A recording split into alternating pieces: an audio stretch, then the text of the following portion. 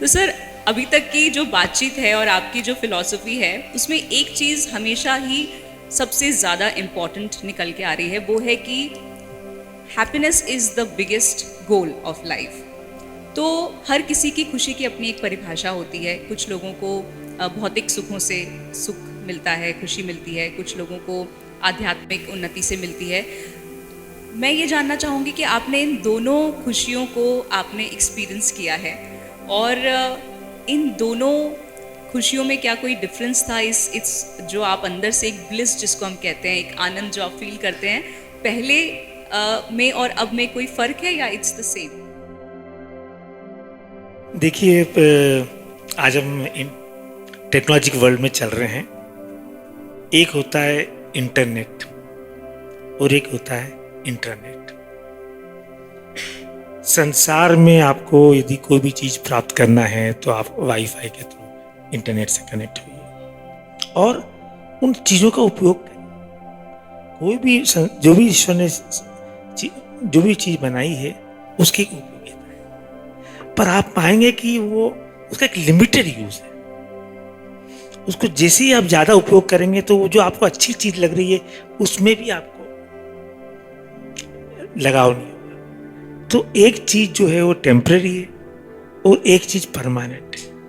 और परमानेंट जो है उसमें आपको गहरा आनंद, असीम आनंद, असीम शांति, आपको जो उपलब्धि होती है वो जो कर लेता है उसी की अनुभूति है। तो वो एक अलग अलग चीज़ है, पर दोनों चीज़ अपनी अपनी जगह उसका महत्व है, मूल्य है। आपको, मैं खुद भी अच्छी गाड़ी में ट्रेवल करना चाहता हूँ, मैं अच्छे घर में रहता हूँ, तो मैं उसको अवेयरनेस के साथ जीता हूँ कि भी ठीक है, इसका लिमिटेड यूज है, पर मेरा जो रास्ता है जहाँ मुझे अटूट शांति, अटूट प्रेम, दूसरों के प्रति सद्भावना है, वो जो मिलता है वो उसको भी जीवन अपनाता हूँ। You have to find a balance between the two. Life is all about balancing. तो सर ने जैसा बोला, मेलोडी आओ खुद जान आपको एक्सपीरियंस करना है, और डेफिनेटली उसके बाद में जो सर बोल रहे हैं वो सिर्फ शब्द रूप में ही नहीं, उसको आत्मसात करके उस आनंद को हम महसूस कर पाएंगे। लेकिन सर, जब हम आसपास अपने देश में और इस दुनिया में देखते हैं तो सब कुछ उतना आनंदमयी नहीं है।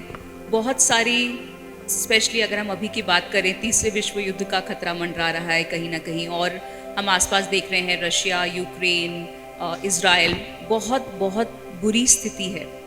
ऐसे में मन बहुत व्याकुल भी होता है, गुस्सा भी आता है, दुख होता है, बहुत फ्रस्ट्रेशन भी होता है, हेल्पलेस भी फील होता है, क्योंकि अगर आप आध्यात्मिक पथ पर हैं तो आप थोड़े सेंसिटिव भी थोड़े ज़्यादा हो जाते हैं इन चीज़ों के प्रति।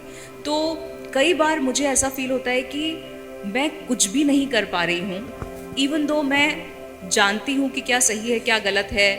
मैं चाहती हूँ वो वसुधैव कुटुंबकम की जो आपकी फ़िलॉसफी है, हम सब वही चाहते हैं, लेकिन ऐसे टाइम पे बहुत हेल्पलेस फील होता है, और ऐसा लगता है कि इतने ज्ञान का और इतना सब कुछ पता होने का भी कोई फ़ायदा नहीं है, क्योंकि मैं कुछ भी नहीं कर पा रही हूँ। तो एज एन इंडिविजुअल हम क्या कर सकते हैं ऐसे टाइम पर, ताकि हमें एक मानसिक शांति भी मिले और ये भी एक संतुष्टि हो कि हम कुछ कर पाए इस दुनिया के लिए? देखिए, ये आपकी थॉट बहुत ही वैल्यूबल है हर व्यक्ति के लिए, और कि आप सोचती है कि भाई हम भी कुछ जो भी वर्ल्ड में हो रहा है उसके अंदर कुछ कंट्रीब्यूट करें। देखिए, उसके लिए सबसे पहले कहूँगा कि भाई हम इन घटनाओं से विचलित नहीं हो, उससे कुछ प्राप्त नहीं होगा। विचलित होकर हमारा मन अशांत हो जाएगा, हमारे जो कार्य हैं उसमें तकलीफ हो जाएगी, और हम जो कर सकते हैं वो नहीं कर पाएंगे। तो सबसे पहले जीवन में कोई भी कठिन समस्या आपके जीवन में आए या आपको कुछ करने की इच्छा हो, सबसे पहले अपनी शांति को मेंटेन रखिए। ये शांति आपका सबसे बड़ा उपहार है और वही आपको रास्ता बतलाएगा। तो फिर जब आप शांत होंगे तो आपके मन में विचार आएंगे, कुछ स्कीम्स आती हैं, आप उसमें कंट्रीब्यूट कर सकती हैं, और फिर शांत से हमारा परिवार भी, आप बच्चे लोग भी विचलित होंगे, आप उनको भी सुझाव दे सकती हैं। फिर आपका टाउन के अंदर भी आप कुछ कंट्रीब्यूट कर सकती हैं, प्रदेश में भी कर सकती हैं, देश में भी कर सकती हैं, विदेश में करके मूल में ये कि आपको अपने आप को संभालना है। और जब आप शांत होकर अपने आप को संभालेंगी तो आपको कुछ न कुछ जो भी करने की इच्छा है वो आप पूर्ण कर पाएंगे। तो मैं जितने भी संतों को सुनता हूँ उनका एक ही कहना एक ही उनका सॉल्यूशन कि भाई हर समस्याओं का निवारण है मेडिटेशन एंड मेडिटेशन। तो वो आपके लिए बिल्कुल हर समस्याओं के अंदर आप अपने अंदर गहराई से उतरिए, शांत होइए, आपको सॉल्यूशन भी मिलेगा और आप अभिन्न होकर उस कार्य को पूरा कर पाएंगे। सर, सनातन वैल्यूज़ का ऐसे टाइम पर कितना इम्पोर्टेंस है? अभी ये वायलेंस और वॉर की जो सिचुएशंस है वो तो है ही, लेकिन उसके अलावा भी हमारे कुछ ऐसा लगता है कि कुछ और भी उतनी ही बड़ी चीज़ें हैं जिनको कि बहुत से लोग मानते हैं कि ये दुश्मन है हमारी, और बहुत से लोग मानते हैं कि हम एज अ ह्यूमन रेस कुछ हमने अद्भुत कर दिखाया है। मैं बात कर रही हूँ आर्टिफिशियल इंटेलिजेंस और सोशल मीडिया की, जिसके बिना हमारा जीवन बिल्कुल अधूरा है। लेकिन कई बार ऐसा लगता है कि बहुत ज़्यादा ओवर पावर और टेक ओवर कर रही है हमारी लाइफ को, और कई लोगों का ये भी मानना है कि ये चीज़ें हमें हर फील्ड में अगर हम चाहें तो हेल्प भी कर सकती है। तो the world is divided into two, so which side are you on? और आपका पर्सनली क्या ओपिनियन है कि ये चीज़ें कितनी फ़ायदेमंद है और कितनी नुकसानदेह है? देखिए, मैं हमेशा जो भी साइंस की डेवलपमेंट होते हैं उसको एक पॉजिटिव ढंग से लेता हूँ। मैं जीवन में संसार में जो भी चीज़ हो रहा है उसका उपयोग करें और उसको अपने जीवन में उसको अमल में लाएं अवेयरनेस के साथ। अब आर्टिफिशियल इंटेलिजेंस का जो मामला है ये एक वर्ल्ड के लिए बहुत बड़ा चैलेंज हो रहा है, पर उसके आगे उन्होंने लिख दिया आर्टिफिशियल, और मैं बिलीव करता हूँ सनातन इंटेलिजेंस। तो सनातन इंटेलिजेंस यानी नेचुरल इंटेलिजेंस जो ईश्वर की देन है, उस ईश्वर की देन के सामने जितनी इंटेलिजेंस आएंगी उपयोगी हो सकती हैं, सार्थक नहीं। तो आप उसका, जैसे चैट जीपीटी आया, अब चैट जीपीटी के अंदर नॉलेज का इंफॉर्मेशन गैदर करके आपको ऑन द स्पॉट सेशन देता है, पर उसके अंदर विजडम नहीं है, एक्सपीरियंस नहीं है। तो नॉलेज में जब एक्सपीरियंस होता है तो विजडम होता है, तो उसके अंदर ना तो एक्सपीरियंस है और विजडम नहीं है। तो वो ठीक है, आपके सहायक हो सकती है। आपको यदि कोई पत्र लिखना है या कोई, तो आपको इंफॉर्मेशन दे देगा। उस इंफॉर्मेशन को आप यूज करके अपने अनुभव के दायरे में नेचुरल इंटेलिजेंस, ये सनातन इंटेलिजेंस को यूज करिए। आर्टिफिशियल को मीन है, गोल आपका सनातन इंटेलिजेंस है। बिल्कुल सर, तो वही है कि कॉन्शियसनेस नहीं है वहाँ पर, चेतना नहीं है। That is one of the biggest advantage that we have. और मनुष्य, हम कहते भी हैं कि मनुष्य की जो योनि हमें मिली है इसको बहुत ज़्यादा वैल्यू करना चाहिए। हालांकि ऑन अ डेली बेसिस जब हम बहुत सारी समस्याओं से जूझ रहे होते हैं तो 2 मिनट के लिए हमें लगता है कि क्या है ये ज़िंदगी और क्यों हमें ये ज़िंदगी दे दी गई है, हम पर थोप दी गई है, और हम भूल जाते हैं 2 पल के लिए कि कितनी वैल्यूएबल है ये और हम कितने ब्लेस्ड हैं।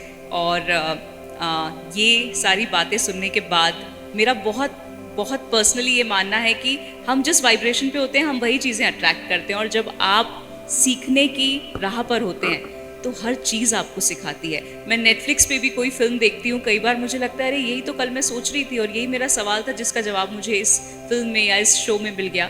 तो जैसे कि ये इवेंट के बारे में जब मुझे अप्रोच किया गया तो मुझे लगा कि देखिए, क्योंकि मैं इस जर्नी पर हूँ और ये सवाल है मेरे, तो मुझे बिल्कुल वैसी ही एक अपॉर्चुनिटी और वैसे ही एक पर्सनालिटी के साथ में बात करने का मौका मिला है। तो ये this is the magic of this spiritual path, I think, that we are all on. तो sir, thank you so much. आपने इतना समय दिया, और आपकी किताबें अभी मैंने पूरी तरह से नहीं पढ़ी है, समय थोड़ा कम था, but I am even more eager to read them now. लेकिन जाने से पहले, ये हम सेशन रैप अप करें उससे पहले एक सवाल मेरा आपसे और है। Finally, if I have to say, what is that one message, एक बात जो आप यहाँ पर बैठे सभी लोगों से कहना चाहेंगे, एक message, the only message if they can take from this entire evening, what would that be? देखिए, मैंने अपनी बुक सनातन लीला में एक मैसेज है, वो करीब करीब पूरा ही वो है कि हमारे जीवन में 5F इम्पोर्टेंट है। सबसे पहले फैमिली, फ्रेंड्स, फिटनेस, फाइनेंस और over and above all faith.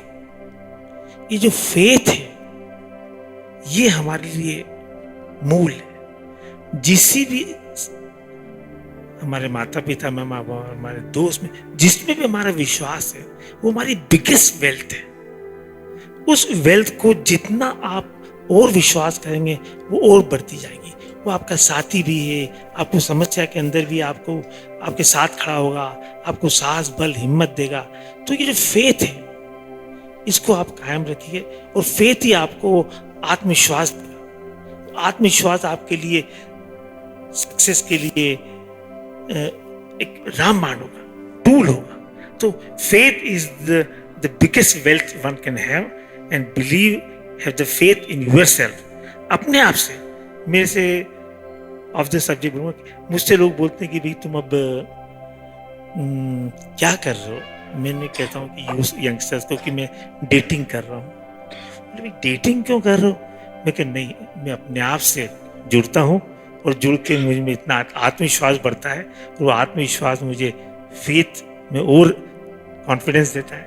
और faith is one thing one should have, which will be the biggest tool you can have for a life. So beautiful.